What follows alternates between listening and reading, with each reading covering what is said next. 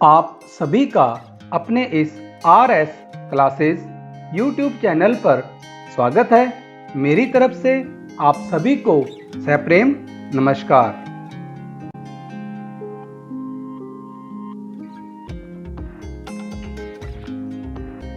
आज हम दो बैलों की कथा पाठ का संक्षिप्त में अध्ययन करेंगे। यह पाठ कक्षा 9वीं की हिंदी पुस्तक क्षितिज में संकलित है।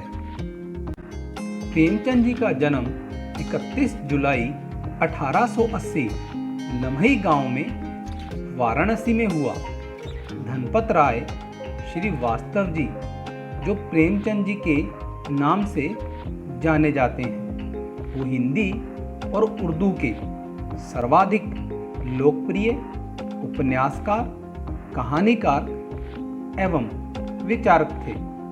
वाराणसी भारत के उत्तर प्रदेश राज्य का प्रसिद्ध नगर है। इसे बनारस और काशी भी कहते हैं। इसे हिंदू धर्म में सर्वाधिक पवित्र नगरों में से एक माना जाता है और इसे अविमुक्त क्षेत्र कहा जाता है। इसके अलावा बौद्ध एवं जैन धर्म में भी इसे पवित्र माना जाता है। प्रेमचंद जी का निधन 8 अक्टूबर 1936 वाराणसी में हुआ। इसे बनारस और काशी भी कहते हैं। अब हम दो बैलों की कथा पाठ का संक्षिप्त में अध्ययन करेंगे। दो बैलों की कथा प्रेमचंद जी की प्रसिद्ध कहानी है। झुरी काछी के दो बैलों के नाम थे हीरा और मोती। दोनों बैल सीधे साधे भारतीय लोगों के प्रतीक थे। उन दोनों बैलों में घनिष्ठ मित्रता थी। बहुत दिनों साथ रहते रहते दोनों एक दूसरे से मूक भाषा में विचार विनिमय करते थे और एक दूसरे के मन की बात समझते थे। वे एक दूसरे को सूंघकर व चाटकर अपना प्रेम प्रकट करते थे।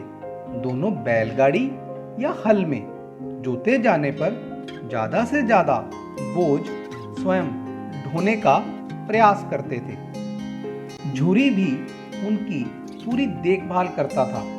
एक बार झुरी ने अपने साले के साथ उन्हें अपनी ससुराल भेज दिया। तब हीरा मोती ने समझा कि उन्हें बेच दिया गया है। इस कारण मौका पाकर वे दोनों बैल वहां से भागकर वापस झुरी के पास आ गए। अगले दिन झुरी ने फिर उनको अपनी ससुराल भेज दिया।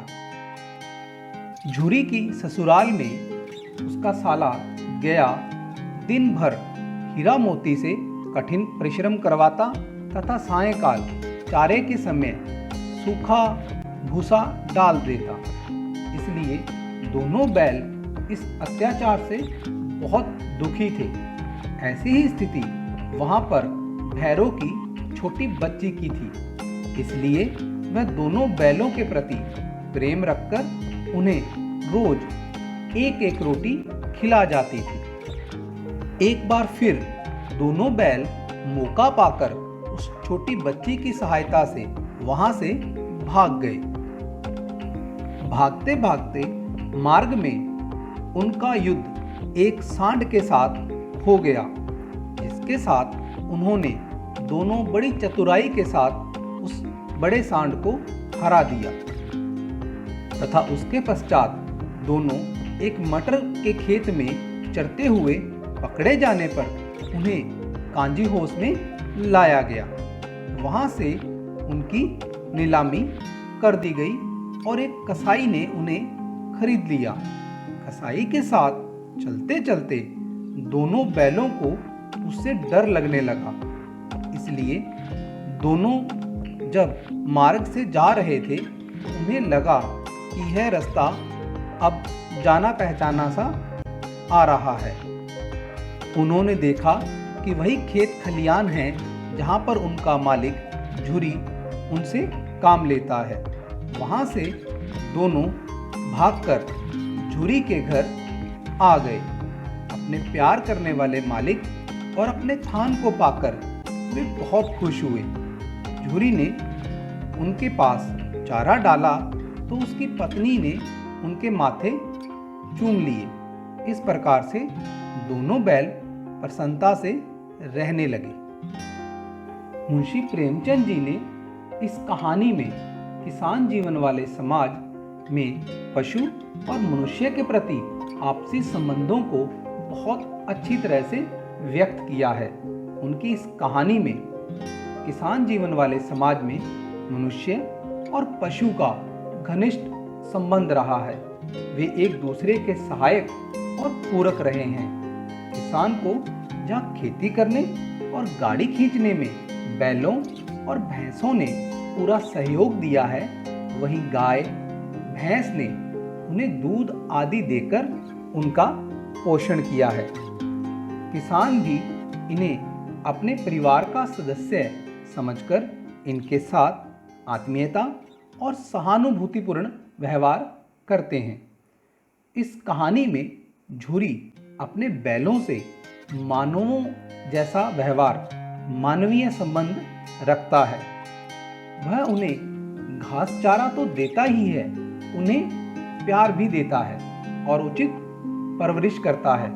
दोनों बैल भी झुरी के काम में पूरा सहयोग करते हैं और उनके पास ही रहना चाहते हैं। इस प्रकार से झुरी पर मधुर संबंध बना रहता है। मुंशी प्रेमचंद जी की यह कहानी अप्रत्यक्ष रूप से अंग्रेजों की दास्ता से मुक्ति की कहानी है और इसमें हीरा मोती क्रांतिकारियों के प्रतीक हैं। जिस समय यह कहानी लिखी गई उस समय भारत में स्वतंत्रता आंदोलन चल रहा था। अपनी बात को खुलकर न कह सकने के कारण प्रेमचंद जी ने दोनों बैलों के माध्यम से आज़ादी की लड़ाई की ओर संकेत किया है।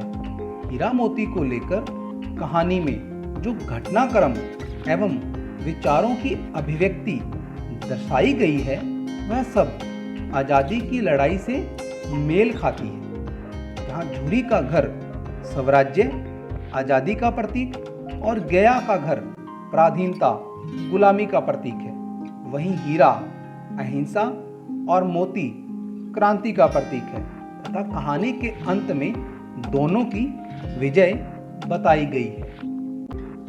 दो बैलों की कथा। इस पाठ की शब्द संपदा है निरापद, सुरक्षित, सहिष्णुता, सहनशीलता, पछाई, पालतू पशुओं की एक नस्ल, गोई, जोड़ी, कुलेल, क्रीड़ा, विषाद, उदासी, पराकाष्ठा, अंतिम सीमा, कन्या, गणनीय, सम्मानित, विग्रह, अलगाव, पघिया, पशु बांधने की रस्सी, गराम, फुंदेदार रस्सी जो बैल आदि के गले में पहनाई जाती है।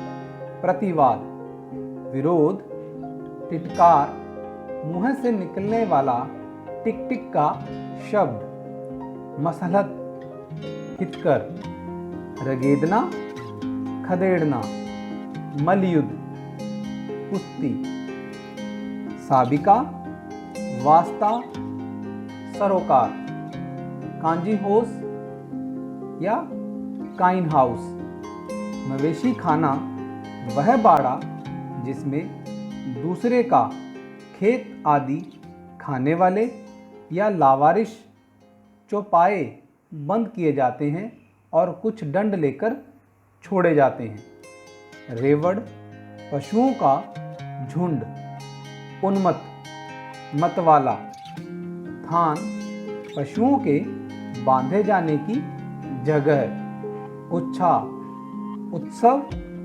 आनंद।